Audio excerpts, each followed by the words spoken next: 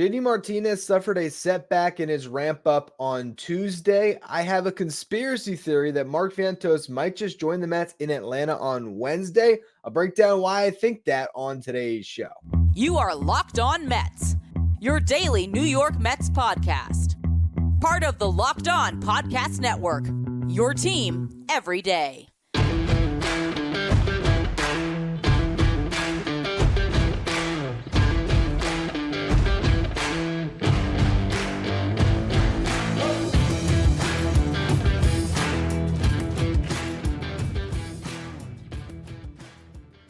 Hello to all you amazing Mets fans. You're watching Locked On Mets, part of the Locked On Podcast Network, your team every day. I'm your host, Ryan Finkelstein. If you want to find any of my work, follow me on X at Finkelstein Ryan. You can also find some of my writing at justbaseball.com, where I work as the managing editor.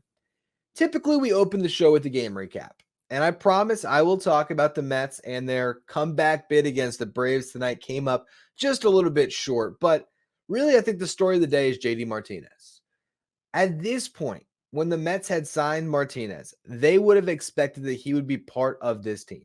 They would have thought the ramp up would have gone well, and he would be the DH for this series in Atlanta, or at least coming back soon in this upcoming homestand. But that is not going to happen now. He got a cortisone shot in his back on Tuesday. Carlos Mendoza revealed that to the media prior to the game.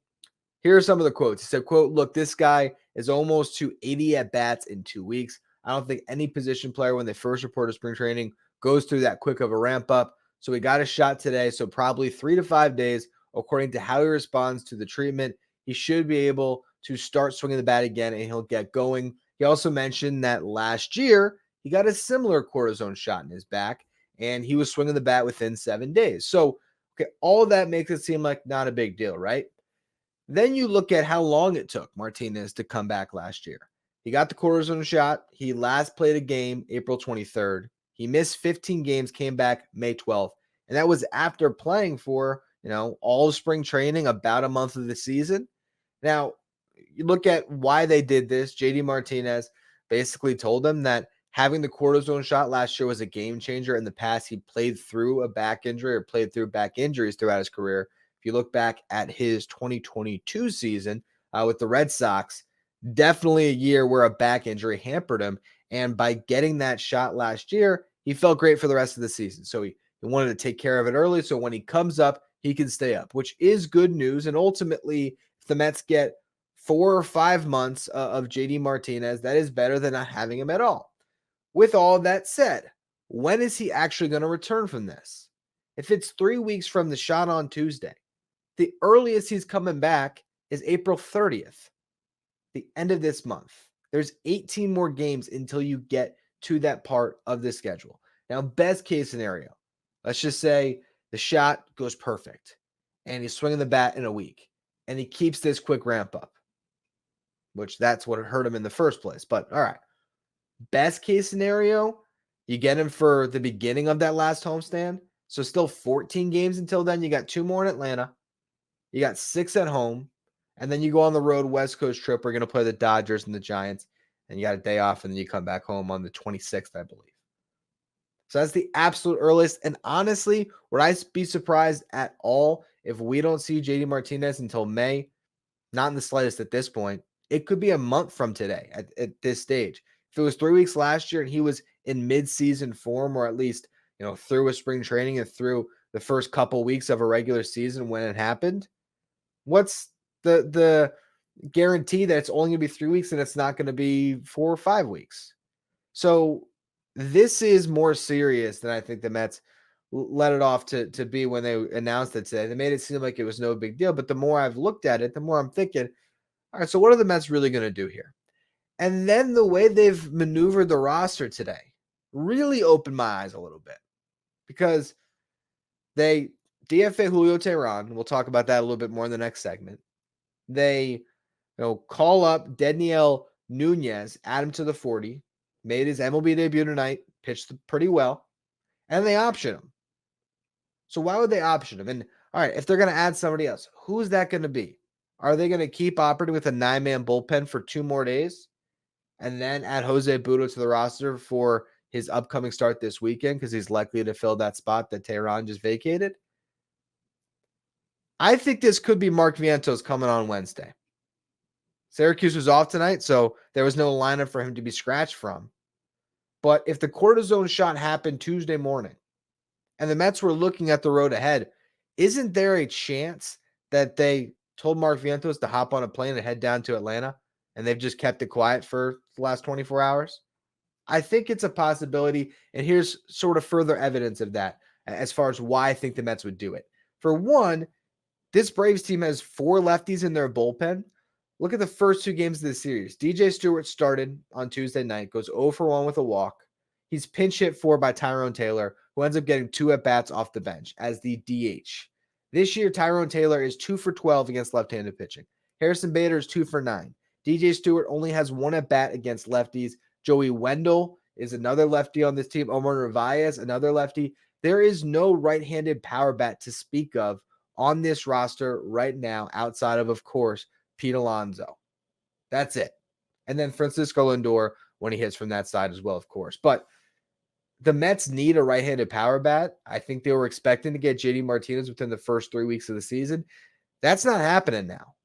So are they going to really go without it for this extended stretch?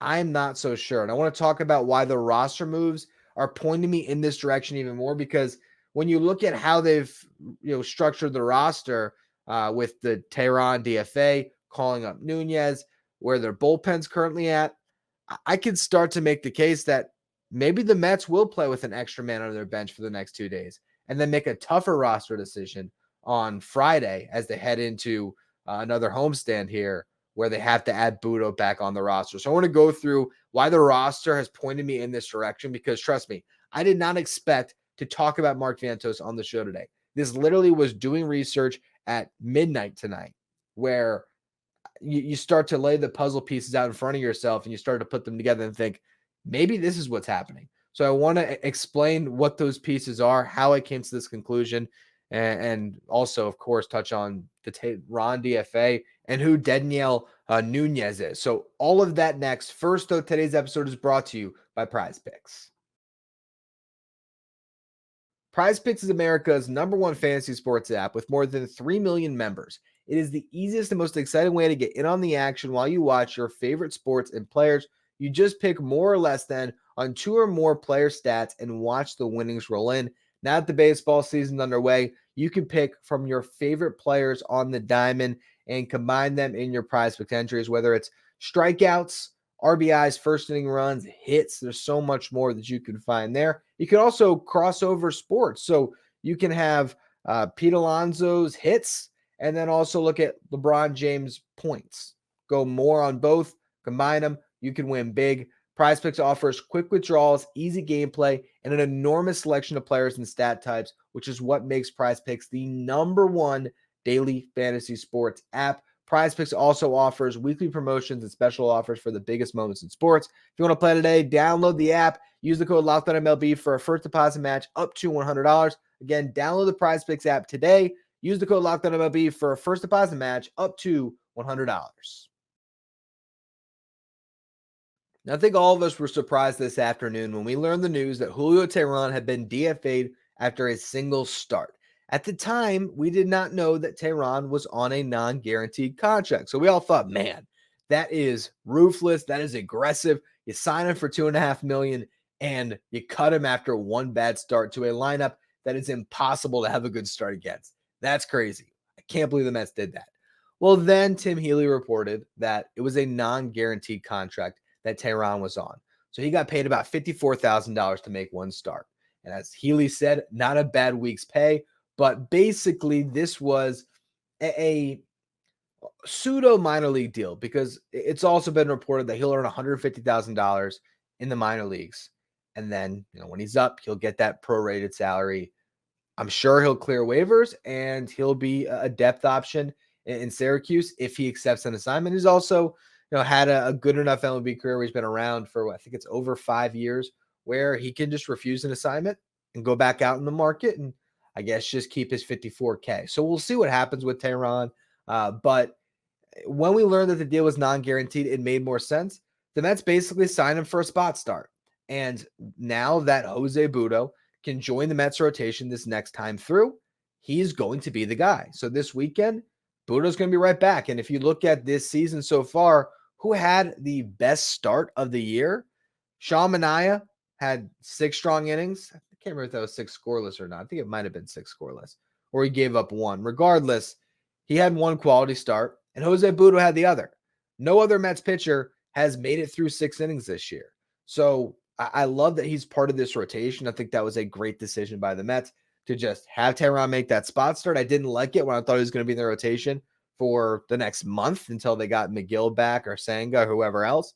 But now it was just a stopgap to Butto. I think that was really nice.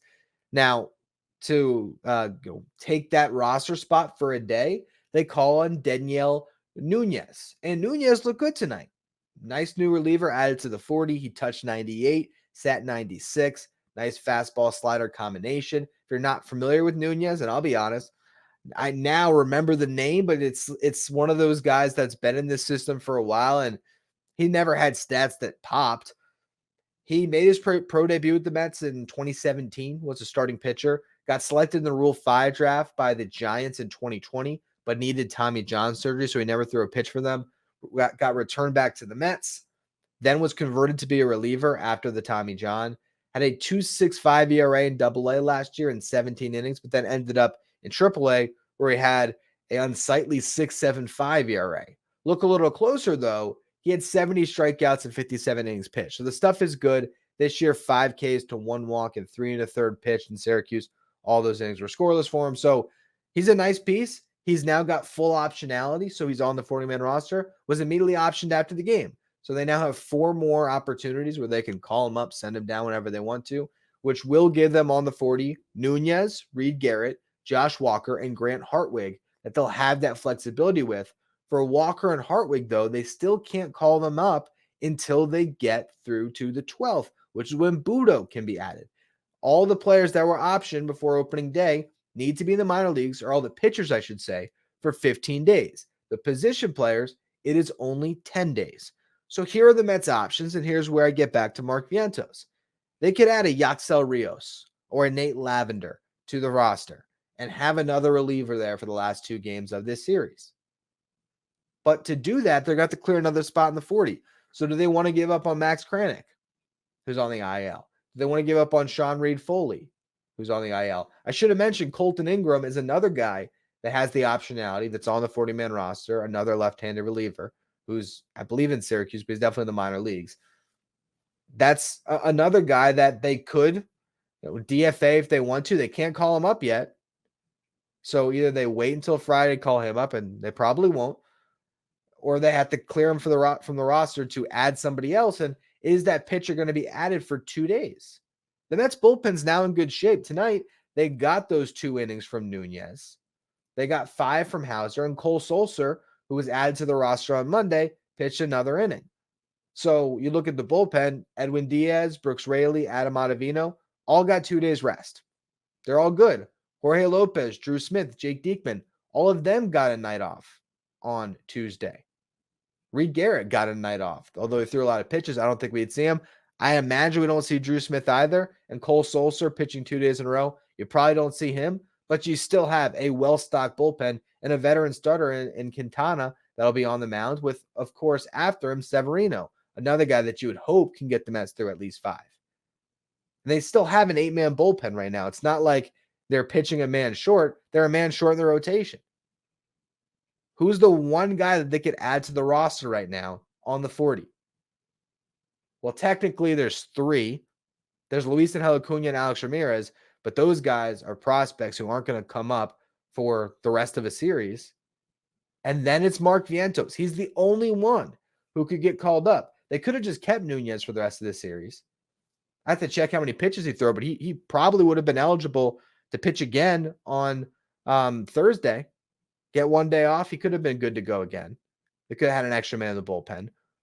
Why do this? Why option him just for Yaxel Rios to get called up or Nate Lavender and have to do that roster churn again? No, here's what I think happened. I think the Mets got the word that JD Martinez needed a cortisone shot in his back. And they said, all right, we can't have that.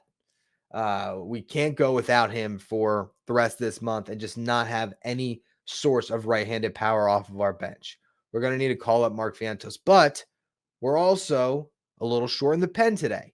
So let's, who knows? Maybe Nunez and Vientos flew down together from Syracuse for all I know. But let's get these guys down there.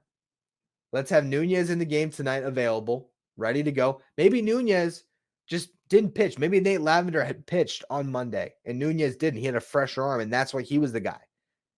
These are all the decisions that are made behind the scenes that we don't know all the information on.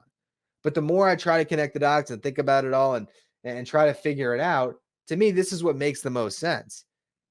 Now, what you have to figure out after that, right? If they do call him Mark Vientos and he's now, if not the guy, at least the right-handed part of a DH platoon, well, then who would eventually get optioned? And that's a more interesting conversation that the Mets would have to solve here going into their homestand.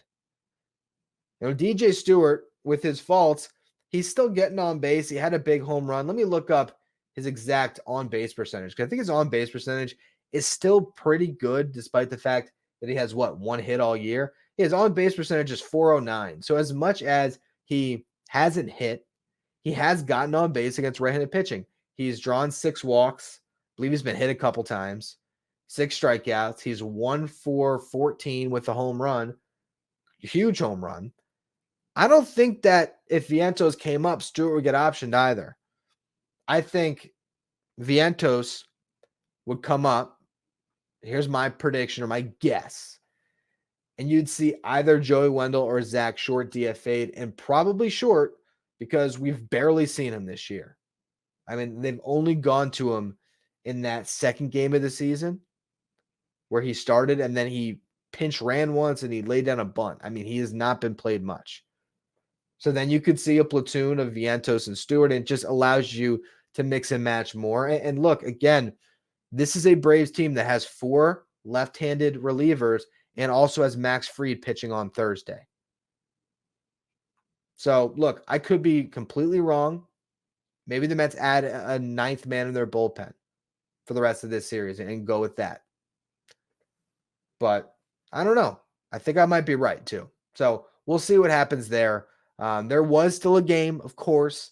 It was a boring game as far as the Mets are concerned for the first, about 6 innings there. And then Pete Alonso eventually made that thing a lot more interesting. So we'll talk about what happened in Atlanta in just a minute. First, though, today's episode is brought to you by eBay Motors. Passion, drive, and patience are what brings home the winning trophy. It's also what keeps your ride or die alive. eBay Motors has everything you need to maintain your vehicle and level it up to peak performance. From superchargers to roof racks, exhaust kits, LED headlights, and more. Whether you're into speed, power, or style, eBay Motors has got you covered. With over 122 million parts for your number one ride or die, you'll find exactly what you're looking for. With eBay's Guaranteed Fit, your part is guaranteed to fit your ride every time or your money back. Because with eBay Motors, you're burning rubber, not cash, with all the parts you need at the prices you want. It's easy to turn your car into the MVP and bring home that win. So keep your ride or die alive at ebaymotors.com. Eligible items only. Exclusions apply. eBay's Guaranteed Fit only available to U.S. customers.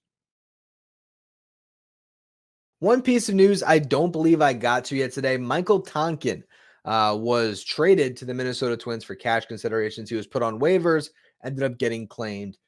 So now he will be with the Twins the rest of the year, most likely. It's one of those situations, that's what happens with the roster churn. We could see the same thing with Yohan Ramirez. He could be on another team tomorrow as well. So also I will note that for any of the Locked On Mets insiders, you already knew that information. This is why it is great to join the club. This is our texting service where you get updates from me anytime something breaks on the Mets. There was about an hour today where I was constant with the insiders because there was the Teheran DFA news, there was the Tonkin news, there was the JD Martinez news, all subsequently. So a lot of stuff happened there. And that's a great place to just make sure that you're always going to be up to date on all your latest Mets stuff. So if you want to be a Locked On Mets insider and get those texts, you can find a link in the episode description or go to subtext.com/LockedOnMets. Let's talk about the baseball game on Tuesday. Hauser took the mound, his second start in the Mets uniform. He didn't really stand a chance. I mean, the Braves in that ballpark are so tough. And honestly, 5 innings pitched, 5 earned runs is way better of a line than the performance suggests. And I'm not even knocking him. It's just that team. That team is so good. So many good hitters in that lineup. In the first inning, he hits Ronald Acuna Jr. to start the game. Then he gives up a double to Ozzie Albies, the Braves immediately on the board. He then walks Austin Riley and was fortunate because Matt Olson hit a line drive 110 miles per hour off the bat, luckily just right into the chest of Jeff McNeil, who caught it and turned a double play, got the runner at second base with a quick throw. And that really bailed out Hauser, then gets a ground out to escape with only allowing 1 run. He did have a good second inning. He handled the bottom of the lineup well, though he hit another batter in that inning. But then came the third. He gave up 6 consecutive singles, starting with the top of the lineup with Acuna and going all the way down to Michael Harris. 6 singles, 3 runs came around to score. Again, a double play ball allowed him to avoid an even worse inning. But right there, it was 4-0 Braves. Fourth inning, he walks Acuna. Acuna steals second, steals third, comes around on a single by Austin Riley. Braves up 5-0. And then he did have a solid fifth, a 1-2-3 inning. But you look at the line at the end of the day, 8 hits allowed, 2 walks, 2 hit batters. That's 12 base runners in 5 innings, 1 strikeout, 5 earned, a rough start. It's hard for me to judge Hauser too much right now. Although I will say I believe the Mets become a really dangerous team when they don't need him in their rotation anymore. And how they get there is, for one, of course, Kodai Senga comes back. That's going to bump somebody. But I think if Jose Butto now gets this opportunity and can showcase what we saw in that first start, I think he can outpitch Hauser. And then you have Miguel who can come back at some point. You have David Peterson who might come back at some point. And I just don't know if Hauser is a better pitcher than any of those guys. Is he still going to be a big part of this team? Absolutely. He has been a swingman before. I expect him to be a swingman again. And I do believe there are better starts coming in the future. He still got through 5 today, which was needed. Got up to 95 pitches. And he looked better against the Brewers than the other start. It's been a weird year for him. His first start got pushed back a bunch because of the rain. It's just been a little bit of a funky month for him. So maybe he settles in and looks a lot better moving forward. But for now, I'm a little bit skeptical of Hauser moving forward. Now, I already talked about Daniel Nunez multiple times, but really nice outing for him. Really just to carry some innings there, and then Cole Sulser, so the Mets just didn't have to go to the rest of that pen. But Nunez has really nice stuff. A live arm with a really good fastball, a good slider. He had some bad luck in his first inning pitch there. Some soft hit balls, I should say, that snuck in for hits. You had the first batter he faced where it was a hot shot to Jeff McNeil. He made an incredible play up the middle, just couldn't complete it with the throw. That would have been a big out for Nunez. But he also struck out Austin Riley in that inning with runners on. That was really impressive. And the following inning, he looked great. 1-2-3 frame, struck out Marcelo Zuna and Michael Harris in that inning. So Nunez is a guy I'm excited to watch pitch again, but now he's been optioned, so we won't see him for at least a little bit here. I think 15 days now. All right. Here's where the game turned. I think in the last segment I said it was the 7th. It was actually the 8th inning. Omar Narvaez got a hit. Brandon Nimmo got a hit. Starling Marte and Francisco Lindor each got out. So here comes Alonso with 2 outs, 2 on, and he delivers. It's a 3-run homer. All of a sudden you go from 6-0 to 6-3. All right, Mets got a shot. Sulser pitches the bottom half, 1-2-3-8. Mets come up and they actually rallied. Harrison Bader got a leadoff hit. I will say he's hitting the ball a little bit harder. Got 2 hits in this game. Although the first one, he got gunned out at second base again. How does that happen twice this early in the season where you try to stretch a double you shouldn't and you get thrown out? That is brutal base running. He's got to clean that part up. But again, the fact that he's starting to swing the bat better, hit the ball hard, good signs of hopefully some things to come. And then he comes around to score on a double by Omar Narvaez, who's been amazing with the bat this year. Doesn't look great with the glove, particularly the arm has been pretty bad, but he's hitting and looking like a really good backup catcher because of it. 5 hits in the last 2 games. Remember, he completely turned that one game in Cincinnati with the 3-hit performance. And he almost was one of the heroes tonight if the Mets were able to complete the comeback. So doubles in Bader, and then he scores on a couple of groundouts, Nimmo and Marte. But that run didn't matter. The Mets were still trailing 6-5. They needed to get Alonso to the plate. Francisco Lindor with a blue pit accomplishes that. It's funny on the broadcast, they kept mentioning how Lindor wasn't taking much of a lead on first base. He might as well have taken the Little League lead, where you just put one foot on the bag, you plant that there, and then you go in the running position, ready to take off whenever something happens. He should have done that because he was not going anywhere. Pete Alonso was going to get his chance to try to give the Mets a lead with one swing. Gotten a good hitter's count. Ultimately, Raisel Iglesias struck him out on a nasty changeup. Just made some really good pitches to get Alonso out. That's what a good closer does. I will say, though, I took some solace watching that game at the end, thinking that there was Braves fans, those cocky Braves fans that were out there, and they'll never admit this, but there was Braves fans that were nervous, that were sitting on the edge of their seats like, oh, man, we're not going to blow another game to the Mets, are we? Because here's Alonso up with a runner on and a one-run lead. You can't tell me that there weren't Braves fans that were clenched up watching that game. So I did enjoy that. And overall, I think the Mets have showed great fight in this series, and they're playing good baseball. So I don't necessarily expect them to win this series, but can they win one more game here and, hold their heads high about splitting a 4-game set in Atlanta? I think they can do it. And they got Quintana on the mound for the third game here. I believe the Braves still have not announced a starter, which is pretty frustrating to me. Come on, just give us something. Like I've said, I believe it'll be Alan Winans. It is. Okay, the Braves finally did publish that. Alan Winans will make his season debut against the Mets, a guy they should be able to handle. So we'll see ultimately what the lineup looks like against them and if they can put up some runs. And if Quintana can hold his own in that ballpark against that team, that's going to be rough. And then you get the Severino-Fried matchup to close out this series, which should be a lot of fun. Maybe Mark Vientos' first start of the season. We'll see if my prediction is right or not. I can't wait to talk to all you tomorrow to let you know what happened, if I'm wrong, if I'm right, if the Mets won another game. As always, thank you all for listening. If you're on the audio side, make sure you follow, rate, and review wherever you get your podcasts. If you're watching on YouTube, hit that subscribe button. We're trying to make a push to 9,000 subs, so I appreciate all of you who subscribe. If you want to get the Locked On Mets Insider Text updates, make sure you find the link in the episode description. Go to subtext.com/LockedOnMets.